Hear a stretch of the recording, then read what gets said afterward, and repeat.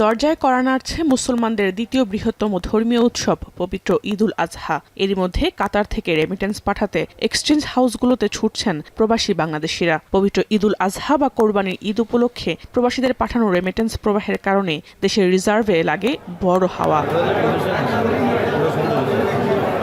দেশে থাকা পরিবার পরিজনদের কাছে রেমিটেন্স পাঠাতে শেষ মুহূর্তে কাতারের বিভিন্ন এক্সচেঞ্জ হাউসগুলোতে প্রবাসী বাংলাদেশিদের ভিড়।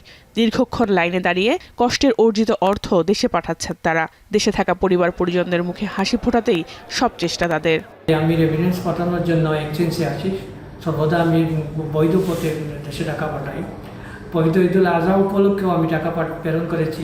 আমরা পরিজন এবং পরিবারের জন্যই আসলে প্রবাসে থাকা, এখন এই তো টাকা পাঠাতে আসছি।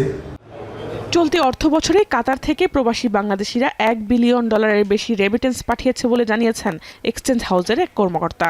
এই কোরবানি ঈদে মানুষ বাংলাদেশে সর্বোচ্চ রেমিটেন্স পাঠাবে, কারণ এইটা একটা বড় ঈদ, একটা বড় খরচ।